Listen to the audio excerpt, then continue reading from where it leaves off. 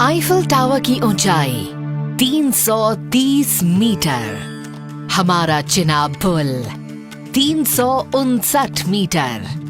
ये आंकड़ा नहीं, ये उत्तर है। स्टैचू ऑफ लिबर्टी 93 मीटर, हमारी स्टैचू ऑफ यूनिटी 182 मीटर। ये तुलना नहीं, ये घोषणा है।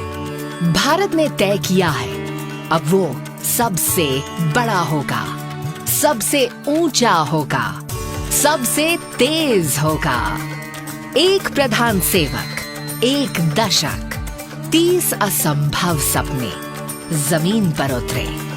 ये है नया भारत।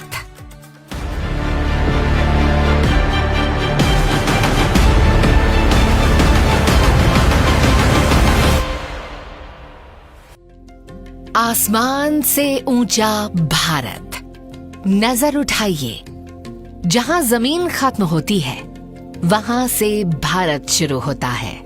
चिनाब नदी के 359 मीटर ऊपर दुनिया का सबसे ऊंचा रेल पुल, फ्रांस के मिलाव वायडक्ट से भी ऊंचा, इतना ऊंचा कि बादल भी इसके नीचे तैरते हैं। और उससे भी ऊंचे 182 मीटर पर सरदार पटेल खड़े हैं। दुनिया की सबसे ऊंची मूर्ति स्टैचू ऑफ लिबर्टी से दुगनी, नर्मदा उनके पांव छूती है और भारत उनकी ऊंचाई को निहारता है।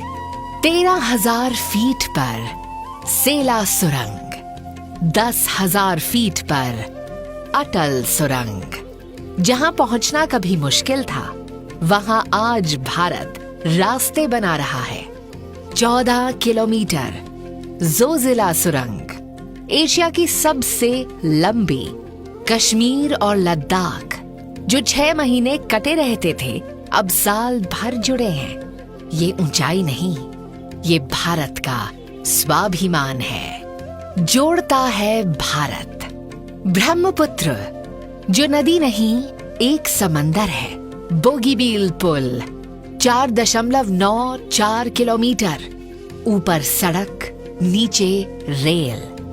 असम और अरुणाचल के बीच का अंतर आज मिट गया।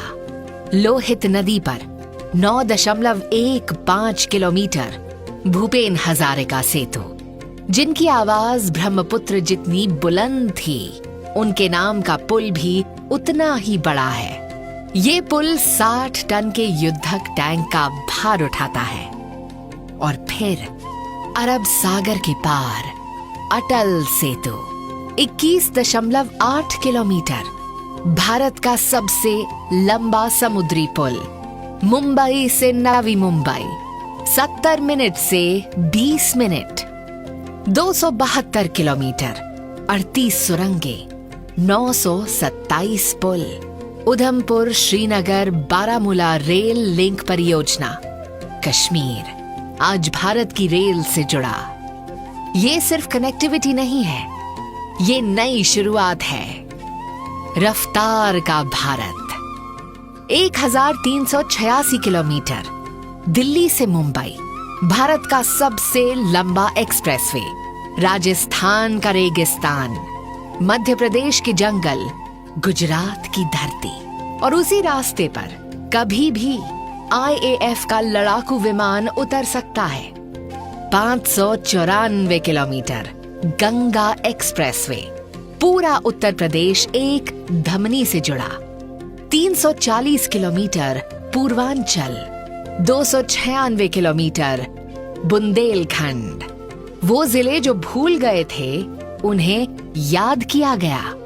2843 किलोमीटर डेडिकेटेड फ्रेट कॉरिडोर, मालगाड़ी 100 किलोमीटर प्रति घंटे से दौड़ती है।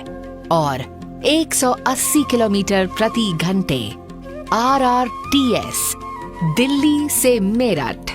भारत की रफ्तार बदल गई, भारत की पहचान बदल गई। श्रद्धा और संस्कृति का पुनर्जागरण।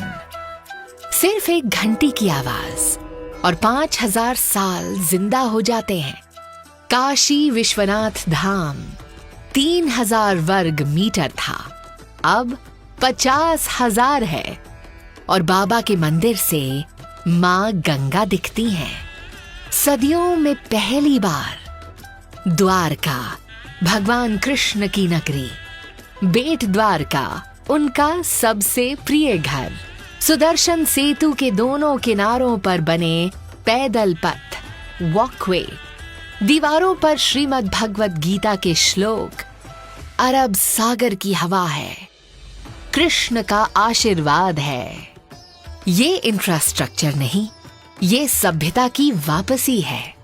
लोकतंत्र का नया मंच, 28 मई 2023, नई संसद, भारत के नए युग का उद्घाटन।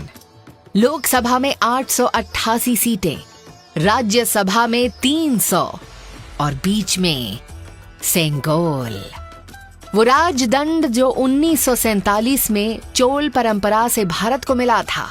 अब वो वहां है जहां उसे हमेशा होना चाहिए था। 2023 G20 नई दिल्ली, 40 देशों के नेता भारत मंडपम में, दुनिया के सामने एक नए भारत की तस्वीर। यशो भूमि, जहां भारत की सॉफ्ट पावर अपनी सबसे बड़ी मुस्कान देती है। ये मंच बनाए गए हैं क्योंकि भारत को उसकी अहमियत पता है। आज का भारत अभी और आगे, और अभी तो शुरुआत है। 508 किलोमीटर बुलेट ट्रेन, 350 की रफ्तार, अहमदाबाद से मुंबई 3 घंटे, समुद्र के नीचे से मुंबई कोस्टल रोड, अरब सागर के 20 मीटर नीचे एक सुरंग है और हुगली के 30 मीटर नीचे मेट्रो दौड़ती है। भारत का पहला अंडर सी मेट्रो कॉरिडोर। नोएडा में एशिया का सबसे बड़ा ग्रीनफील्ड एयरपोर्ट, जेवर, 7 करोड़ यात्री। राजकोट, नवी मुंबई, नए आसमान, द्वारका एक्सप्रेसवे, हर कोने में, हर जिले में भारत बन रहा है। और ये तो बस शुरुआत है। प्रधानमंत्री मोदी ने कहा था, विकसित भारत सिर्फ शब्द नहीं है, ये 140 करोड़ भारतीयों का संकल्प है। आपने आज जो देखा वह संकल्प पत्थर में है, वह संकल्प लोहे में है, वह संकल्प बादलों से ऊंचा है, वह संकल्प समुद्र से गहरा है। 2047 में जब भारत अपनी आजादी की 100वीं सालगिरह मनाएगा, ये नींव याद की जाएगी, ये दशक याद किया जाएगा, ये नेतृत्व याद किया जाएगा। भारत बना, भारत बन रहा है, भारत बनता रहेगा। जय हिंद।